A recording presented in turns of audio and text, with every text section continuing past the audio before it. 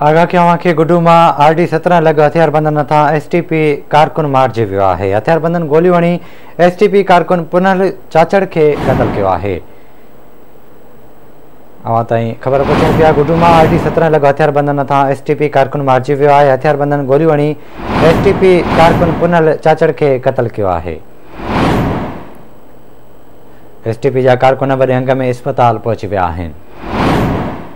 Update कयूं पिया गुडू मां RD 17 लॻ हथियारबंदनि हथां STP कारकुन मारिजी वियो आहे। हथियारबंदनि गोलियूं हणी STP कारकुन पुनल चाचड़ खे क़तल कयो आहे, जॾहिं त संदसि लाश अस्पताल मुंतक़िल कयो वियो आहे। STP जा कारकुन बि वॾे अंग में अस्पताल पहुची विया आहिनि।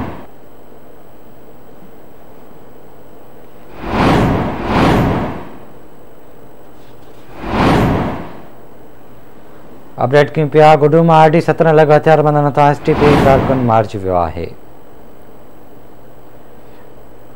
तफ़सील वठंदासीं गुडू मां ज़ुबैर अहमद कलवड़ खां। ज़ुबैर आगा कजो छा अपडेट्स आहिनि? जी बिल्कुल, गुडू वेझो 17 RD लॻ मोटरसाइकिल ते सवार ॿिनि नामालूम हथियारबंदनि जी फायरिंग में सिंध तरक़ी पसंद पार्टी जो कारकुन जेको आहे क़तल थी वियो आहे। अव्हांखे ॿुधाईंदो हलां त इतला मिलण ते गुडू पुलिस जेको आहे वाक़े वारे हंधि पहुची ज़ख़्मी खे जेको आहे चांडिया अस्पताल मुंतक़िल कयो, जिते ज़ख़्मनि जा सूर नसां ते पुनल चाचड़ दम धणी हवाले करे वियो आहे। STP कारकुननि जो हिन वक़्तु जेको आहे वॾो अंग अस्पताल पहुची वियो आहे। क़तल थींदड़ कारकुन जो लाश जेको आहे पोस्टमार्टम लाइ कश्मीर जे तालका अस्पताल मुंतक़िल कयो वियो आहे, जिते पोस्टमार्टम बाद माल वारसनि हवाले कयो वेंदो।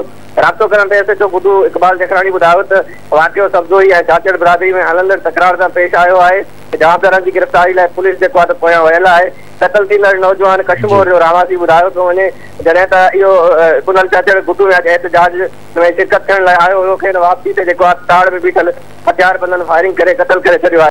ठीकु आहे ज़ुबैर, वॾी महिरबानी अव्हांजी तफ़सील खां आगाह करण लाइ।